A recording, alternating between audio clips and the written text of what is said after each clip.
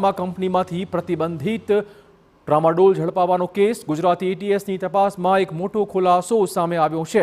આરોપી પંકજ રાજપૂતે પ્રવાહી સ્વરૂપે ટ્રામાડોલનું કર્યું હતું ઉત્પાદન।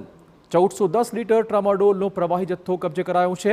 400 કિલોગ્રામથી વધુ ટ્રામાડોલ બનાવવાનો હતો પ્લાન। ગુજરાતી એટીએસે ₹31 કરોડનો ટ્રામાડોલનો જથ્થો કબજે કર્યો છે। પાછલા 3 દિવસથી અહીંયા કાર્યવાહી ચાલુ હતી। આ ગુનામાં સંડોવાયેલા આરોપીઓની ગુજરાત એટીએસે કરી ધરપકડ। ભરૂચની કંપનીનું મુન્દ્રા કનેક્શન પણ સામે આવી રહ્યું છે। થોડા દિવસ અગાઉ કસ્ટમ વિભાગ દ્વારા મુન્દ્રા પોર્ટ પરથી ઝડપાયેલા ટ્રામાડોલના જથ્થા પાછળ પણ આ જ ગેંગની સંડોવણી હોવાનો ખુલાસો થયો છે। એટીએસની તપાસમાં ખુલાસો થયો છે કે મુન્દ્રા પોર્ટ પરથી ઝડપાયેલા કન્ટેનરમાં 68 લાખ ટ્રામાડોલની ટેબ્લેટ હતી, જેની કુલ કિંમત 110 કરોડની આસપાસ થવા જાય છે।